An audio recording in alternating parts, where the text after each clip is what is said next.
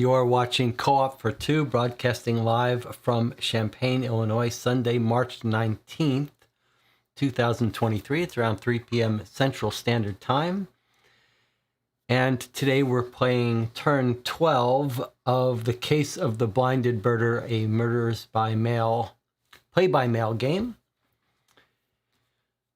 Just going to catch up a little bit before we get started. I see the chat is here talking about... Okay, Nicola's already talking about his observations he made. That's as good a place as any to start. So let's do a little recap, and then I'll talk about some comments Nicola posted on the YouTube video from last week, which were interesting. On our... last turn, we'll do a recap and then I'll talk about a couple other things before we get started. But on our last turn, something interesting happened. We hit a bug. We continued our exploration of the place where Went was attacked. We went to his neighboring place. He saw a car drive on the road, make a left. So we went here, we went to this location here, and we ran into a hard of hearing guy. And when we did, we had a dialogue with him wherein Imogen says, he points to this area up the road, Folly, what's it called? Clement's Folly. And he says, he describes the woman that drove with the man up there, and he says, and we tell him, oh yeah, we know the cops are there investigating the scene of a body, as if we had already read about some scene of the body. So we've encountered some little bug where the game has told us that we know about something that we don't really know about. So apparently the body of Mr. Went has been found, but we broke the game by stumbling on this place before we should have. We can't figure out exactly how we should have learned about that. It's going to be interesting to see whether we get told about it later or if we're just going to miss it forever or something. And then we spoke to the gunsmith, who told us that our shovel-wielding one of the trio of the archaeologists bought pistol rounds that we know may have matched, or at least matched the caliber of the pistol used to kill our murder suspect, Albright, up in the corner here. And she mentioned to him that she had a target practice place owned by her friend out at the end of Frank's End here, in the corner. So we chose to go to the end of Frank's End, the tip of Frank's End. That's what the chat agreed was probably the house being talked about near the cliffs. Now I thought, okay, maybe we're going to get lucky and that's going to be the location of the third woman of this trio. We know who the first two are, the leader Kathleen Carwood and her shovel-wielding stocky brunette Susan, I believe her name was. But we don't know who the third one is. I was thinking maybe that's the house of the friend. All right, so now let's talk about Nicola's comments, what Nicola observed. First of all, Nicola and I forget which one, both of us though, noticed that on reflection, when the vicar talked to the gunsmith, he actually said, she tells him that the person she did target practicing with has a house up at tip of Frank's End where he'd set up a little range. So it's not, I think I may have pointed this out, so it's not going to be the third woman if we believe her. She could be completely lying about all this. In fact, it's a little weird. She says she's buying these .22 caliber shorts for target practice, but she only bought one box. And he says, the gunsmith says, in his experience, if you go target practice, you need more than a box. So this is a separate little clue. Like, was she doing any target practice or was it just to shoot this guy? And we should note this was a few months ago. That date might be important. It's not like right before the shooting she bought this. But Nicola made his first observation that once that this house belongs to a guy, according to her, but Nicola looked up and found that actually this house is owned by someone in the directory.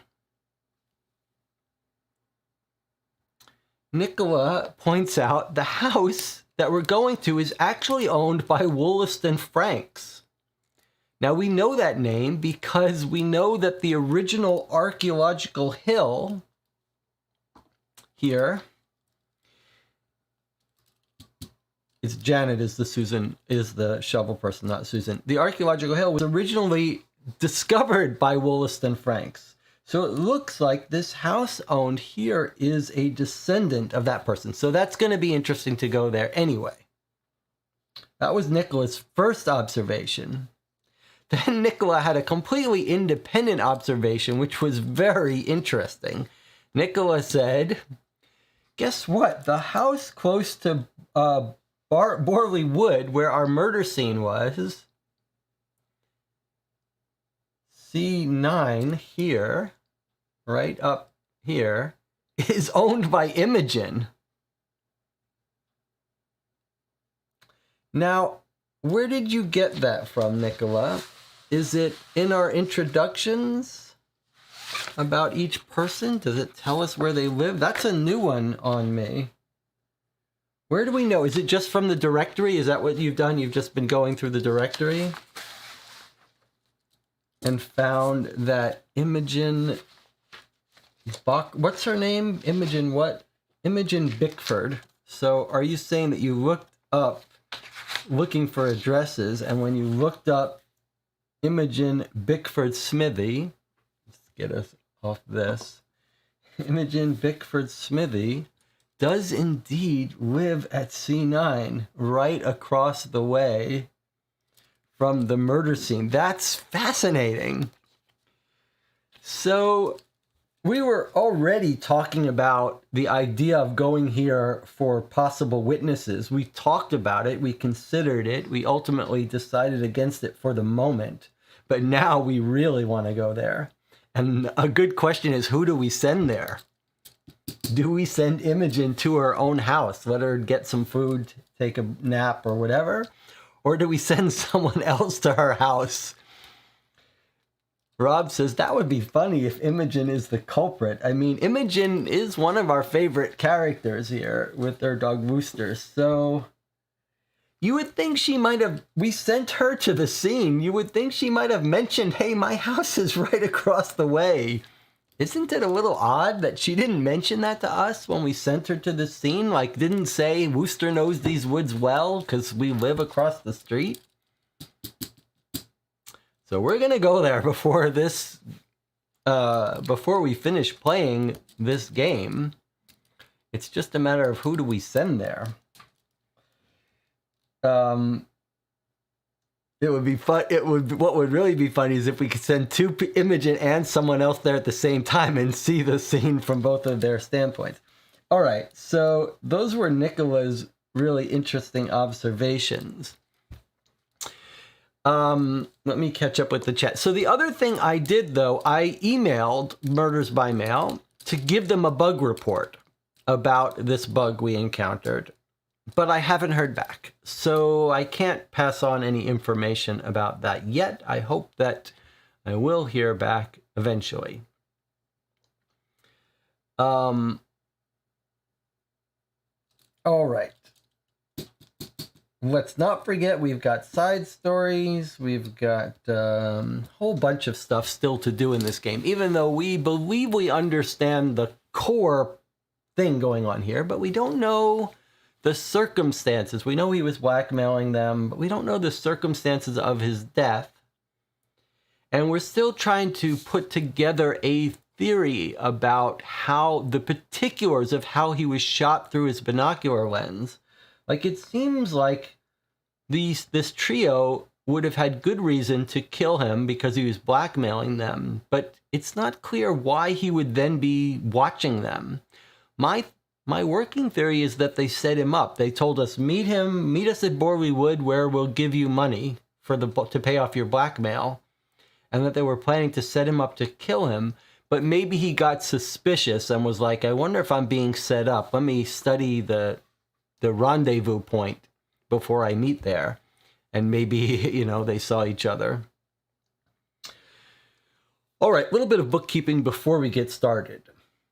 Yesterday, this weekend, Friday and Saturday, over the course of 13 hours over 2 streams, we played a Sherlock Holmes consulting detective fan case called The Homecoming. Brand new case, just got posted to Board Game Geek publicly. You can download it and play it for free. It was quite extraordinary. It was a really engaging, very well written, long case. If you like that stuff, if you're sort of getting your feet wet with this case, with these short 1-hour sessions, and you're interested in a much more intensive session to play at home, it's clear now that Sherlock Holmes Consulting Detective offers you bang for the buck with all the free, high-quality fan-made cases. If you like mystery games, that's the game to get. Go buy yourself one of the base Sherlock Holmes Consulting Detective boxes. I like the Baker Street Irregulars, and then start downloading these fan-made cases. We're working our way through playing all of them. This one was quite special and long, with very high-quality writing. Almost like the length of these replies that we're seeing here were the lengths of each entry in this expansion. It was quite good. Next week, we'll be playing another fan-made expansion for Sherlock Holmes Consulting Detective called An Ember of Distraction, if you want to join us for that one. And next week, I will be having a live Q&A exactly a week from today on Sunday, but at 9 p.m. Central. I'll be doing some live Q&A. I'll talk about these new OBS plugins I've been writing and answer any questions. We can talk about whatever you want to talk about. If you have questions you'd like to post in advance because you won't make it to the live stream, or you just want to give me some time to think about the answer, you can post those on the YouTube community chat for this channel, or better yet, go to the Board Game Geek Guild for this channel, and there's a thread on it. You'll find a link to that on the About page of the YouTube page. Okay, what else to talk about? You've seen the little comments about the system I have so I can show comments now. I've also added a little voting system, a simple voting system, and I think maybe we'll try to use that when we make our decisions today. Hopefully I'll remember of where to go, and everyone can type in their choices and I can look at them and decide. All right, anything else to catch up on in the chat before we continue? Albright was shot through the, Roberto says, Albright was shot through the lens. I have to fix how I show this though. I can't, it's too complicated to explain, but when I split screen it, I have a special add-on that swaps the sides of the screen so I can read it, but unfortunately I can't read the thing.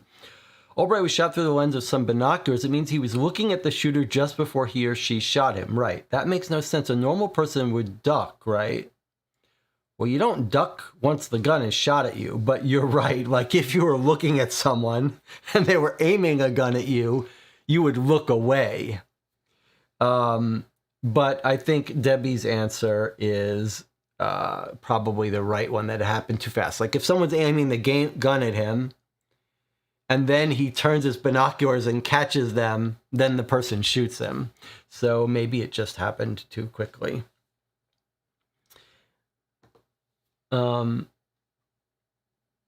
But yes, I mean, it's a good point. You wouldn't keep looking at someone through binoculars if they're aiming a gun at you, but it must have happened too quickly. Any other projects anyone is working on, movies they've watched, anything like that? I watched Scream, and we saw a double feature of Scream and anime Demon Slayer. The anime was pretty good. I gather it's a show that you can watch on Netflix. I really disliked the latest Scream. It felt very lazy. It just made me remember how good the original and one or two of the sequels were, but now I really thought it was poorly done and lazy. So, not happy. It feels like there are a lot of bad movies lately, and everything is shifting to shows. Although I watched The Last of Us, which I also really disliked and thought was lazy and unearned. So, having some bad luck with media lately. Nicholas says, saw the first episode of BBC's Sherlock series the other day. Liked it a lot.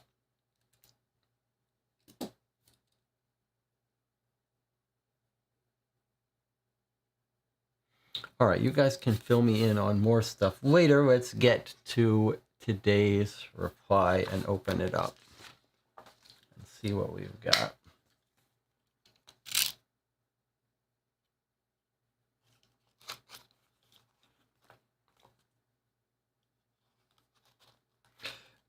Now, one thing that's going to be interesting is to see if we've just compounded the situation where we discovered this body before the game told us about it. One option we could have had is to just wait until the game properly tells us about the body. It's quite possible when we go up now to Clement's Folly, it's going to be referring to stuff that it's going to say like, yeah, you heard about the dead body on the news or something that we didn't hear. So I'm a little bit concerned that we're just digging ourselves into a hole, but let's see. All right, so where did we send everyone? Where we went. So Cecily went to Professor Hounscliff. That's right. So we decided to send Cecily to find out more about the three women at the archaeological dig. We know that they originally worked for Hounscliff, Professor Hounscliff, who's still alive. We tried to run into him at his talk, and the women made a scene at the men's club, and the talk was canceled. And the one particular reason why we wanted to visit with him is we're trying to get a lead on the third woman. We think they're probably in cahoots with him, or at least that he's not gonna turn on them, I don't think. But he might be able to tell us who the third woman is. And I'm sort of thinking, well, that's what you do. When you got three suspects, you pressure them. You put them in separate interrogation rooms, and you try to get one to confess. So we sent her there. And then we swapped the two of these. Remember that we had some debate about that. Imogen had been up here looking for the scene of the crime near Mr. Went, and the vicar had been talking to the gunsmith down here, and we thought Imogen has stumbled onto the crime scene where the police are. And we decided, I forget exactly our reasoning, but we said, let's send the vicar up to the police crime scene, and let's send Imogen down to this house here where I thought maybe the third woman was. I thought Imogen, I know what it was. We wanted Imogen and Wooster to see if she could find a shell casing at the target practice place. Because if we could find a matching shell casing with rifling that can be matched to the bullet that killed Albright, that would be very strong proof. So I wanted Wooster down there, and I thought maybe Imogen, if she met the women, would be able they would like her better than the vicar, who could rub those women the wrong way. And then we thought the vicar could do least harm at the crime scene. All right. Let's see. Chat says, still such a shot in the eye for distance where one uses binoculars is like Buffalo Bill style, which might make sense that the lady was not going for more ammo. She didn't need practice anymore. Maybe. All right, here's Cecily talking to Professor Hounscliff, and let's see if my new monitor can zoom in enough for me to read Cecily's handwriting. Dearest Jessie, I tracked down Professor Hounscliff at his estate outside Bockerley. Though retired, his home remains cluttered with the archaeological artifacts of his long career. As I told him about our inquiry into Rupert Albright, A blink of recognition showed on his face, and then annoyance. "Oh, how would I know who committed a murder?" he demanded. "I didn't suggest you did," I said, "but might you have known Mr. Albright?" "I only saw him once or twice. He performed in the St. Egwin's choir." "Are you a parishioner at St. Egwin's?" I asked. "No, but a former colleague of mine performs in the choir as well. I sometimes would go to watch her sing." As he remembered, his expression softened. "Kathleen, she was one of my lady graduates during the war. All of my male students were called off to fight, you see, so I recruited the brightest young women from around the empire. Together we completed great work at Danham Hill, proving that the Iron Age history of the whole of England should be rewritten. But after we'd published our findings, we were ridiculed. They called my team Current's Harem." He laughed. "Current's Harem." "Laughed when they should have applauded. It was a crime how they dismissed our papers. Oh, sound science is sound science. It matters not the gender of the investigator." I was struck by how he trembled. "As an investigator myself," I said, "I agree with you. Tell me, do you think Kathleen knew Albright well?" "Oh, I saw zero indication of such," he said. "But I suppose you'd have to ask her. She still works at the main dig site, runs the place actually, along with several of the talented women who I recruited. I'm proud of that. I'll not lie. To this day, they continue to turn up artifacts of immense value." "Scientific value or monetary?"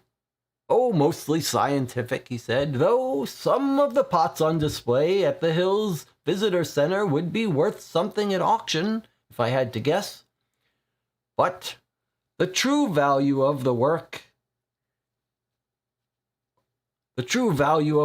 they do is to society. They're proving themselves and my legacy, proving that women can make great science." All right, nothing here. He doesn't give us the name of the third woman. I wouldn't have minded if Cecily said,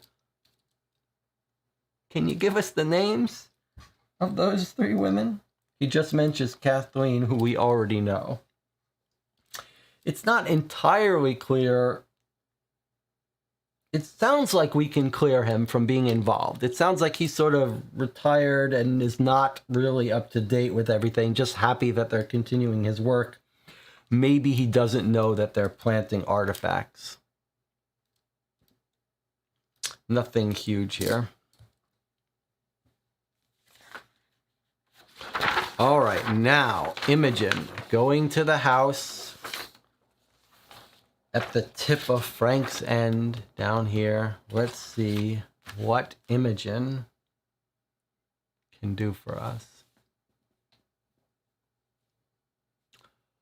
She's going to Wollston Frank's house, just as we said. Just as Nicola figured out.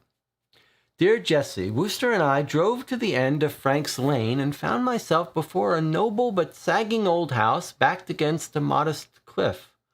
Went to the front door, but no one answered my knock. Wooster growled.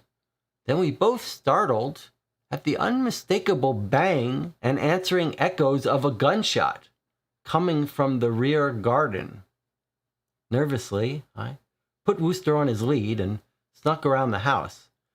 I spied a trim young man with his back to me, standing on a makeshift gun range. He aimed a pistol at a paper target about 50 feet away, then fired another shot. From where I stood, it appeared to be a bullseye. Looking much pleased with himself, the young man set the pistol on a lawn table beside him and removed a pair of earplugs. As he did so, Wooster barked, and the man saw me in the bushes. He called out, 'Hello there! Can I help you?' Feeling sheepish, I stepped out and introduced myself and my dog. 'Pleased to meet you, Imogen and Wooster.' 'I'm Jonathan Wollaston Franks, grandson of the late Sir Wollaston Franks, the famous archaeologist. This old house of his is mine now, doing my level best to keep it up. The young man's smile and charm seemed genuine. The Danham Hill dig, just up the lane, was founded by Grandad back in the 1800s. He did the first excavations ever in this part of England, and the Queen was pleased enough to give him a knighthood. Is your family still involved in the dig? I asked. Oh, no, that's all passed on to the real scientists. Dr. Carwood and her team run the place now, though I try to stay friendly with them and help if I can. He gestured at the gun range. For example, a couple of them wanted to learn how to shoot, so I invited them to practice here. Dr. Carwood and Dr. Russo even took me up on it a few times, he laughed. Grandfather always said that everyone should know how to handle a gun. Russo never much got the hang of it. But Kathleen, oh, she mastered it with ease. I suppose you don't become a top-notch scientist without being a fast learner. Do you know anything about Rupert Albright? His confusion was clear and I believe genuine. Albright? Name's familiar, but I can't say where I've heard it. In the paper he heard it. So we've gotten some huge information here. A huge piece of information. First of all, we know of the triplet of women, there's only the two of them that ever took him up on the target practice.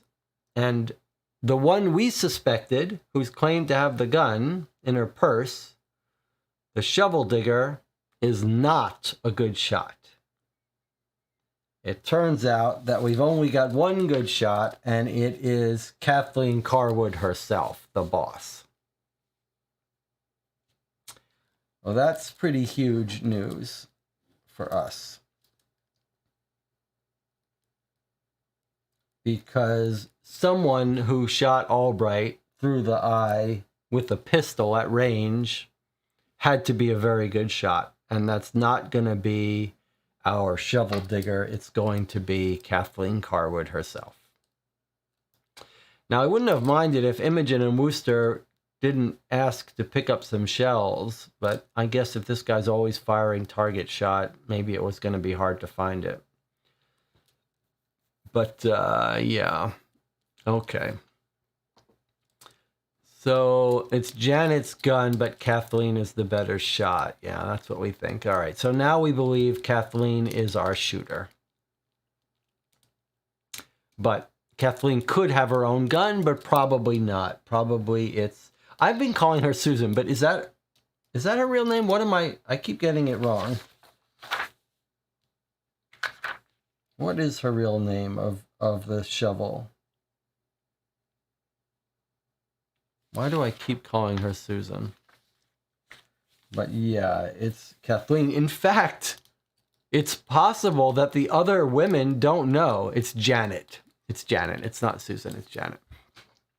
It's even possible that the others don't know that Kathleen is planting items. They might not even know that Kathleen is being blackmailed for all we know. Probably she told them, but it's not certain. We know that Janet told us that the missing artifact from the visitor center was disappeared and will probably be taken by misplaced, which we took to be a lie, but it's possible that that's what Kathleen told her and she doesn't even know. So the chat says, did that already give us Janet's surname or did we already know? We did know. We did know that her name was Russo. We did know, but we haven't looked it up or visited her at home. But I'll just mark it. Yeah, we did know and we did find her. She's in the directory, I believe. All these people have home addresses. Oh, maybe I'm wrong. I don't see Russo in the directory. Okay, maybe I'm wrong. Rosso, yes, it's Rosso. So it's interesting, it's spelled wrong here, but spelled Russo here, but according to my directory, I've already circled that it's Janet Rosso at F20. So we could always visit her at her house. I mean, maybe we should, but she's no longer our suspected shooter. All right. Wollaston Franks. All right, so that turned out to be a good lead to follow down because it told us which one is the shot. All right, now let's see the vicar at the bug location and see what happens. Vicar's report, another body. That's his title of this report. Clement's Folly is a strange place to be sure. Constructed during the war by the wealthy and elderly landowner Sir Gerald Clement, it's a circular edifice of concrete and steel, 1 part bomb shelter and 2 parts wartime paranoia. Clement was convinced that the Nazis would soon be marching through the south of England, and he had the idea to build his family this modern-day castle to hide within. But the war was over before the folly was complete, and it stands today outside the village, a testament to Sir Clement's fear and vast wealth. In the best of times, it's a haunting place, a maze of steel beams and abandoned concrete forms. A good place to hide a body, I muttered to myself as I approached nervously. 4 police cars encircled one edge of the folly. Uniformed men moved about as if searching the grounds. I approached slowly, intrigued and more than a little scared. Inspector Swift approached me, looking harried. Behind him, his crime scene people had set up ropes, enclosing a shadowed, muddy spot. "Sorry, Vicar," says Swift. "You can't be here. We found another body." "Is it Mr. Went, the security guard from the dig?" Remember, he got hit on the head, the vicar, so while he was looking for Went, so he's curious about this. Swift looked deeply surprised. He looked over his shoulder, then back at me with a resigned look. Apparently, Mr. Went contacted the Archaeological Society of London a few days ago. He told them he had evidence that someone at the dig was engaged in scientific fraud. Fake artifacts were being planted around the site at night to enhance its reputation, apparently in a bid to save its funding grants. Same person had stolen something from the museum. Went was duty-bound to protect, but when the society tried to arrange a meeting with Went to see his proof, he'd gone missing. "The thief killed him before he could speak out," I said. "They've demonstrated their willingness to hurt anyone." "Yeah, seems that way," he said. "I'm sorry about what happened." "Inspector!" shouted one of the policemen, waving from the muddy hole that no doubt housed the corpse. "You should see this." Before he could leave, Went was shot with a low-caliber pistol. Before he could leave, I said, Went was shot with a low-caliber pistol, wasn't he? He glared at me, deeply worried. "I suppose Cecily Miller and Imogen Smithy told you that. Look, if the 3 of you have evidence tying this mess to Albright, you need to come forward and make your statement. You must, before anyone else gets hurt." This is almost telling us that if we don't solve this case, someone's going to get hurt. Okay. Once again, the game seems to be like telling us a lot more information than it needs to. It's like, yeah, it's Mr. Went, and then Mr. Went explains the whole theory of our case to us. That someone's planting fake items at the dig, engaged in fraud, was seen walking around at night, that the same person stole the museum piece. So this is like a recap of our entire theory. And then this guy's like, you should see something, and we don't get to see it. That's weird that we don't get to see what he says to see. Sounds like the cop is confirming that he was shot with a small caliber pistol, but not really confirmed. But then the game, this seems like it's the game telling us, go do the solution now. But we're not going to. We're going to stick it out, even if someone else gets killed. Now remember that we know who was last seen with Went. We know it was Kathleen, specifically Kathleen, by herself. We know that from our last message where this guy saw her in the car with him, speaking with the Japanese fellow. That's Kawamoto, I believe. So, I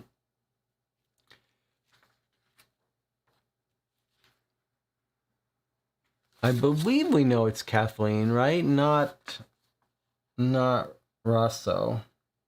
Not Janet Rosso. I'm pretty sure we were told, although I suppose we could double check to make sure I'm not... Yeah, tall blonde. They spoke on his porch for a moment. Yeah. Okay, so... And then I will point out someone had a theory about someone claiming to be Went's brother. What was the theory someone had about the person to be claiming to be Went's brother could be another man that we've come across? I forget what it was. But, so we believe now Kathleen has killed two people. Killed Went and killed Albright. So we have our killer. And we have a motive for Albright. We just don't understand fully the circumstances of Albright's murder. But we're in no rush to end this. I'm having a lot of fun with this game. Other people could be in jeopardy if we take our time, but we're going to take our time anyway.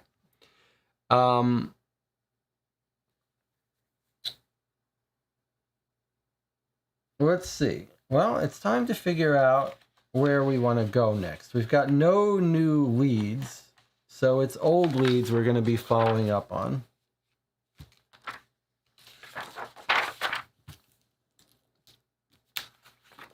So, where shall we go? I think it's time to follow one of our side cases from the newspaper. We should sprinkle in a little bit of side case now before something bad happens. So if you'll remember... We haven't been to the RAF yet, which we're quite curious about. Then the side case was here. Let's just look at this again. Box of songbirds found near tracks. Charles Dill of Bockerley, foreman of a crew performing line maintenance for the railroad, found a box south of the Trestle Cross Bridge on the east side of the tracks, 5 feet from the gravestones. At a break in the trees where you can see Rabowney Castle. He untied a cord around the box, dumped it out, and was horrified to find 2 mummified songbirds wrapped in paper. Box was a Jolly Run Company shipping box, hand-labeled kitchen. Box contained 2 small packages of newspaper wrapping. The paper was later determined to be from a 1952 issue of the Bockerley Chronicle. One paper was round a yellow canary. The other contained a bright green parakeet. Both bodies were bone dry, brilliantly colored feathers intact. Looked almost alive, said Dill. The newspapers had no mailing address attached, except the star and letter B on the masthead indicated they had been delivered on a Bockerley Village route. 2 packages were wrapped in a tea towel with embroidery of a pig in one corner and the numerals 49 in the other. It's a mystery for sure, said Dill, but it's given me and the boys down at Pint's something to talk about. Pints. So that's another I don't think we noticed when we saw that. We've got a bunch of different things. Charles Dill, we could find his address. Pints may be a drinking establishment that might be in our directory. It is. Pints Pub is B25, and Charles Dill is C95. And Jolly Run, you'll remember the shipping container is in our Help Wanted announcements here. Help Wanted, home packers and movers at Jolly Run. There's a missing dog that we wanted to send Imogen in Worcester to see if she could find.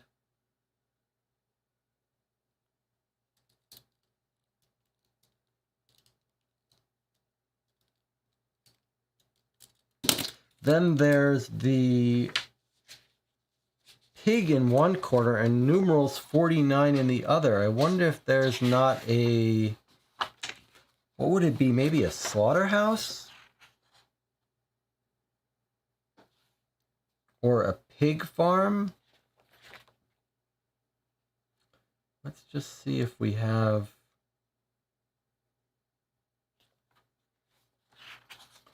farms or anything here in the directory. And we have all of our informants too.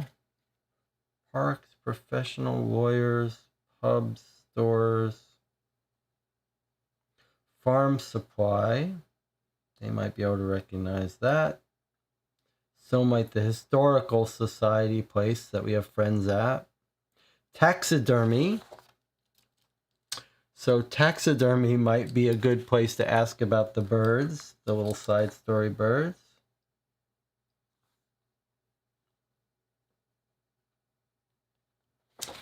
Don't forget all our informants. Our informants. So we've got the Historical Society we haven't been to yet. All right, so let's talk about where you guys want to go. Let me bring up the chat here. I promised Roberto that I promised whoever haven't suggested a place before gets a chance. So Roberto says, I never selected a location. I propose the following. In the newspaper and directory, there are advertisements about the same carpets and rugs. I've always assumed is where Albright used to work. Maybe it's a long shot, but since there are 2 advertisements, maybe his last employer can have interesting information. Okay. I'm going to ask people to vote soon. In fact, I'll just bring up the new voting system now. So you guys can, whenever you want, type vote and vote where you want to go. Although we can change it. So anytime you want, you just type where you want to vote to go, and it'll add it to this list, which we'll keep open. Jan says, didn't we check the place where he used to work? I'm trying to remember. Did we? Let's look. Where did we go? I don't think we went to the carpet shop, did we? Let's see.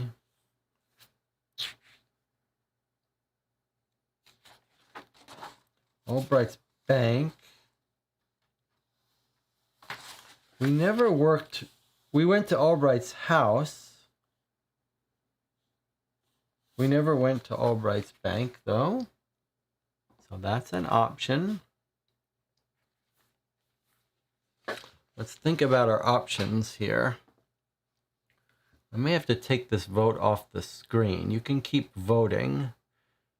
So on side case, we've got a vote for pints, a vote for the taxidermy shop, a vote for visiting Albright's old work location. I'm going to take the vote off the screen, but it's still running. You can still type vote. I'll bring it back in a second, just so I can keep this up and see it.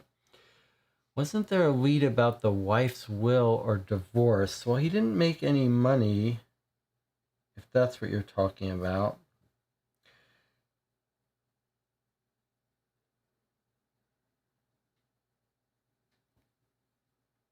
So side case choices, you've got Jolly Run, the person who found the box of birds, the pints where they're talking about it, the taxidermist, and maybe even the Trestle Cross Bridge scene of that little side case. Or you could choose the side case of the missing dog that Imogen might be able to help find.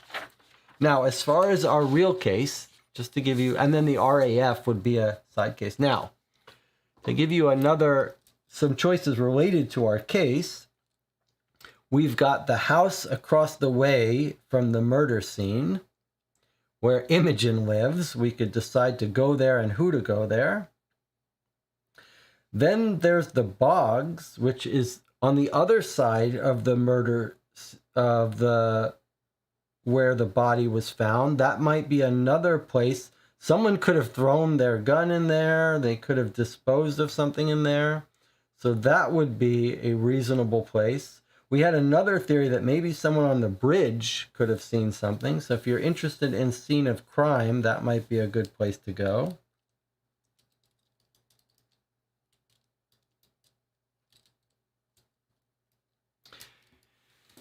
If we think about the fact that we believe we now know who shot him, Kathleen, what we'd like to know is the circumstances.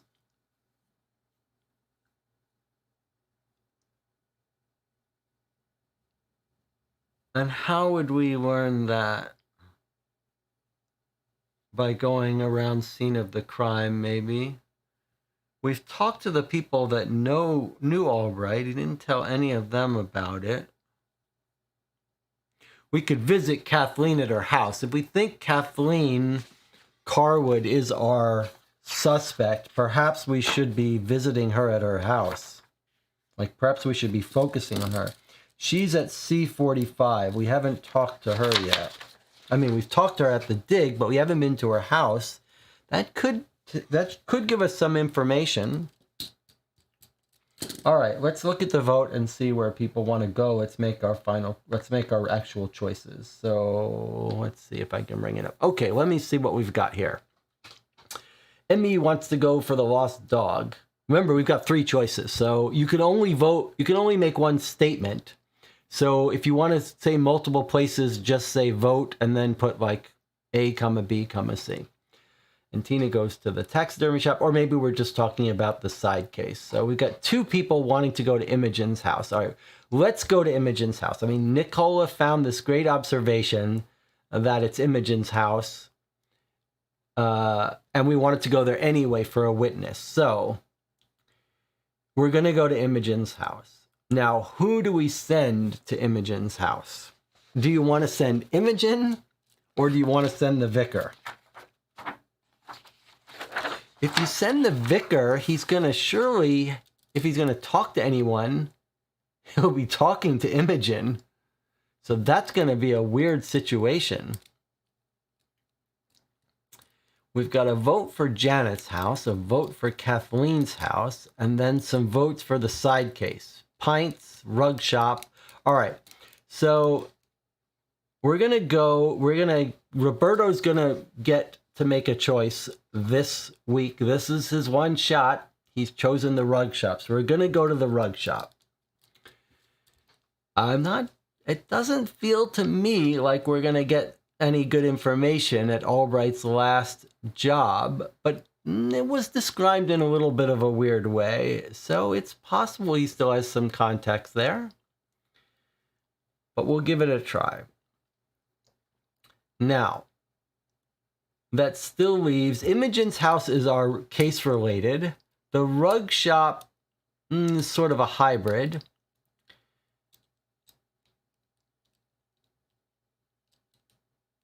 And then we could do another case related or another side case. Who do you want to send to Imogen's house? Send the vicar to Imogen's house. He might talk to her servants. That's a very nice idea. So let's appreciate for a second. I'm going to bring the vote back in a second. Let's appreciate for a second the suggestion by Rob. If there's a tiny chance that Imogen is involved in this somehow, which we don't think so, it would be a mistake to send Imogen. Better to send the vicar, and then maybe he could look around. I mean, if Imogen saw anything, she would say something. So in the off chance that Imogen is hiding something, we'll send the vicar and hope that he can talk to the servants. Okay, so we're going to send the vicar to Imogen's house. This is a very weird scene. A very weird scene. When he knocks on her door, that's weird. All right. Now, where do you want to send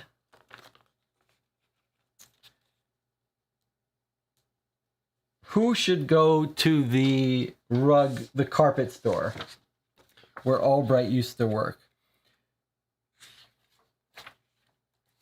Now, are we sure? Let's see. So, let's see about this carpet place. You say there's 2 entries for it. Is that true?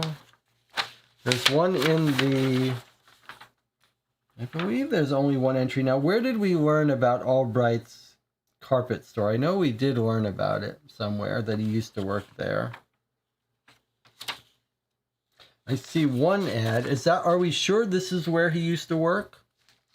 Roberto, do you remember where we learned about how he used to work at the carpet place? I know it's in one of our entries. One of our letters.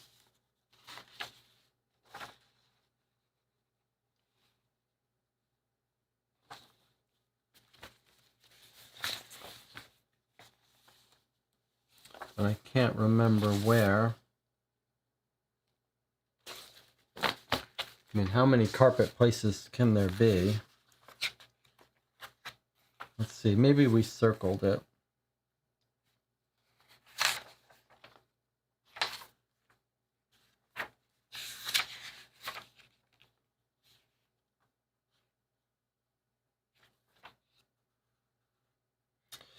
Longhurst carpet and rug. I didn't really circle it. I think I circled the hunting supply.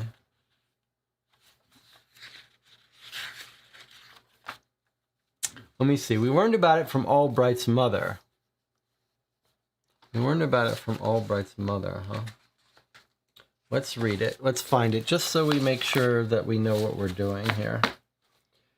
Albright's mother. Okay, so looking at our list, we went to Albright's mother on our first visit with the vicar.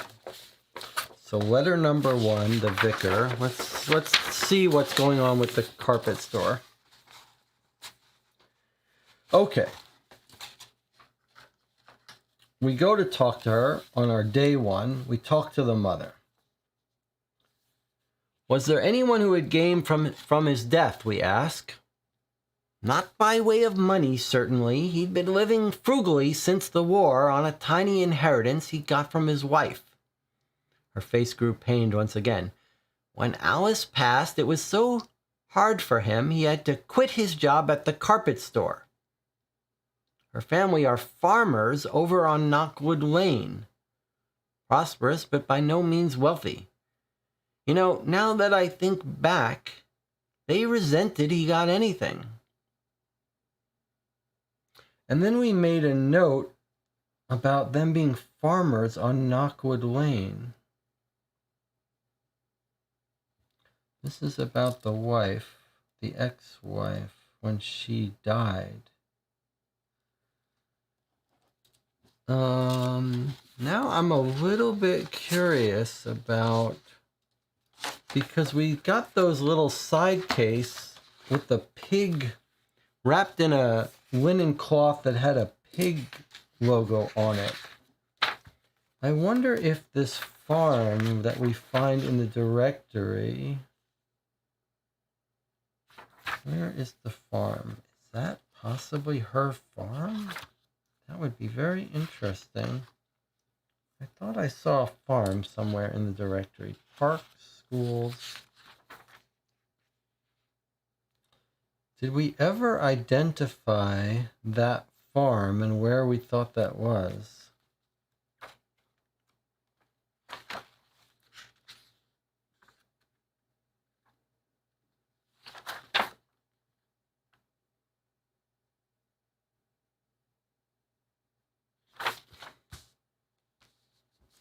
Let me see if the chat remembers something.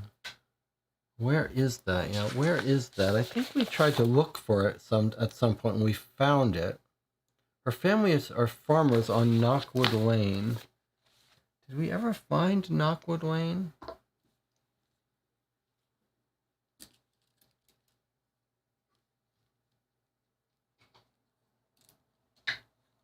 Seems to me that we did find Knockwood Lane.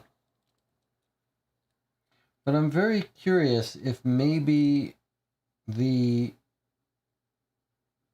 if there could be a tie-in with our old cold case of the birds. Knockwood Lane. I know we found it. We talked about this. There's Jolly Run Lane, where the package was, the bird side case package was found. Where's Knockwood Lane?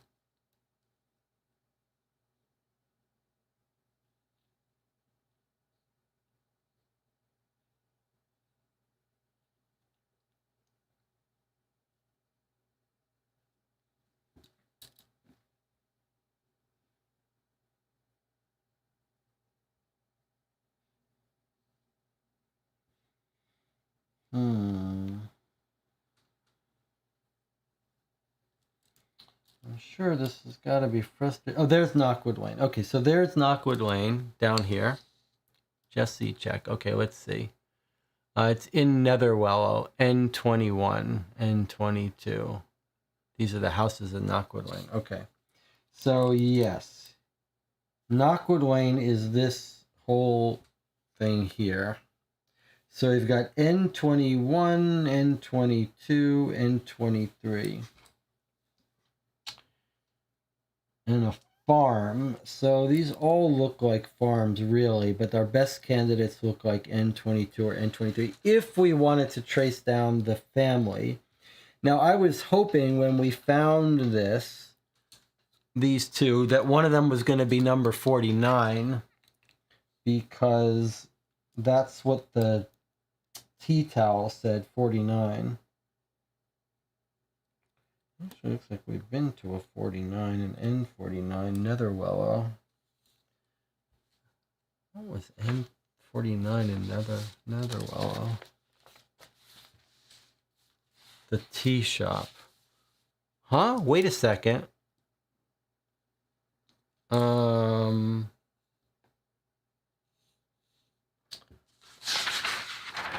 me just look at this. The package were wrapped in a tea towel with an embroidery of a pig and the numerals 49. And at N49 is a tea shop. What's the name of that tea shop that we've been to?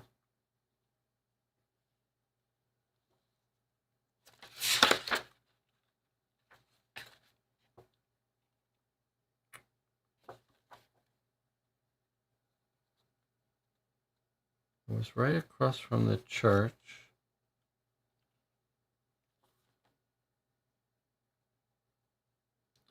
Wilted Leaf Tea Shop.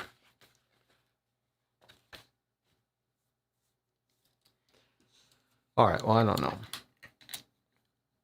If we wanted to trace the family, I'd go to the cemetery where Albright is buried next to his wife. We were told this by two sources. That's a good point. And we've also got, don't forget, informants who know about births, deaths, and marriages, county records. All right, so let's just put that in our pocket for now. Let's check our final votes. Okay, so we are going to go to the rug shop. Who do we want to send to? That's Roberto's one shot he's taking at the rug shop for a long shot attempt. We're sending the vicar to Imogen's house. We're sending who to the carpet shop to learn about Albright's past life. Maybe get some insight to him as a person, our victim.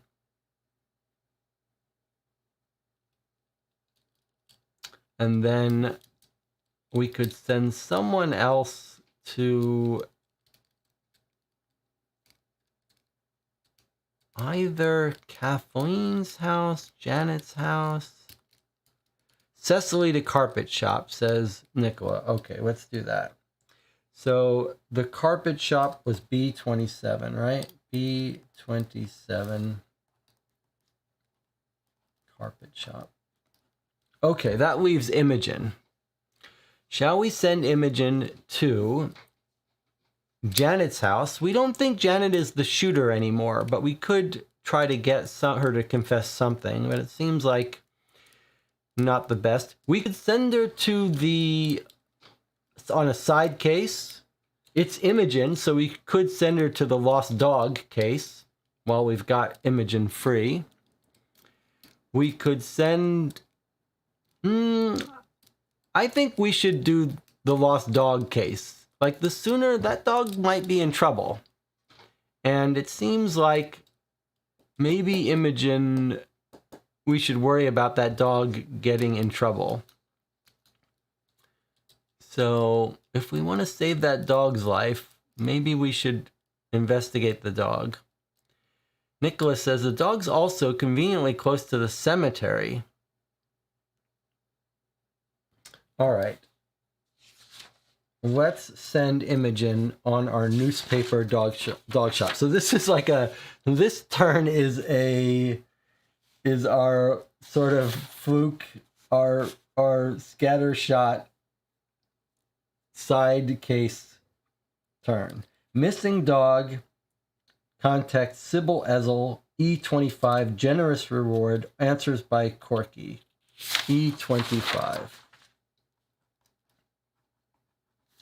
So newspaper, lost dog. Okay, so this is going to be a weird turn we're taking today. All right. So carpet shop, lost dog in the news, and Imogen's house. So if you were going to pick a date off to not join us, that it might be this coming week, but we're not in any rush. In fact, I'm really enjoying these sessions and our time together, so let's take our time with it. All right, so Cecily is going to B27, the carpet shop, to learn about Albright's past. Imogen is going to E25 to try to rescue a dog because there's a new dead body, and the detective and the police guy is like, you better hurry up before someone gets hurt. We're worried about the dogs. And the vicar is going to Imogen's house for our most strange visit. Like, Imogen is off looking for the dog. He's going to sneak around her house. Okay, let's see what happened when we submit this and see if there's any complaints about any moves. Nope, there they go. They're all processing. All right, a very strange set of choices, but it does. I will say this. If our view is we understand almost everything except not what happened on the day he was murdered, I will say this. Many of you in the audience, including me, might be thinking, the carpet shop where he used to work or his wife's family, these seem like, why are we digging more into Albright's past? But you could say this, even though these are all long shots, if we are trying to understand how he was killed, the day of the actual murder, if that's the part of this thing that we're missing pieces of, and you ask yourself, how could we gather that information? Where could we go to find out about that? It does seem like there are two, maybe three possible tracks. One is finding someone he might have told his plans. A confidant that he might have said, I'm going to pick up the blackmail money here, and here's who I plan to meet and why. Maybe if he was nervous about being stabbed in the back, set up, he might have told someone. So maybe finding some connections from his past, some friends, might be the way to go. Another direction might be to put some pressure on our suspects, like Kathleen and Janet, visiting their house. So that might be a good place to go. And then a third thing is witnesses at the scene. So we're doing that. And maybe after he visits Imogen's house or someone visits there, maybe we'll start looking around that scene of the crime. Maybe he'll learn a little bit about the RAF field. I do think we should continue to pursue our little side case. For all we know, it's going to tie in with our main case somehow. ME says, I'm surprised it let us go to Imogen's. Very strange. I mean, it's not strange that it lets us go to a... This case seems to let us go to have entries for a lot of these places, whereas some of the other cases wouldn't have entries, would have complained. But even more so, it's near the scene of the crime. The only thing is, what's going to happen when he goes there? I'm very curious. It's almost like going into a black hole, like dividing by zero. I feel like sending someone to Imogen's house is like a divide by zero, or going into the Matrix. Like, we're in control of Imogen, and yet we're going to Imogen's house, but it's not Imogen. It's almost would have been fun to send Imogen to see what she would have said. I'm very curious what's going to happen. All right, well, I'll see you next week. We'll see what happens. Hopefully we'll get our reply. It's always a little touch and go whether we're going to get our reply in time. So last couple of weeks, it's arrived on Saturday for the Sunday playthrough. I almost feel like what we should do is see if this group has a backup day. Like if the people who are regulars invested in watching this case can all make Tuesdays at 6 p.m., maybe we should have a backup day. ME says, I feel like we should have had something directing us to the RAF base by now. I mean, I agree with you. It is weird that like some side thing hasn't sent us to the RAF base just for fun. That is weird. I'm also curious to send the vicar to some of these other churches just to see how he interacts there. On the first two play-by-mail cases we played, we wrapped up when we understood the case. This feels like this could be the case that we never wrap up. Like maybe we spend the next year just traveling around Bockerley and never actually pull the trigger and solve the case. Something to consider. All right, let's sign off after an hour. I'll see you all next week.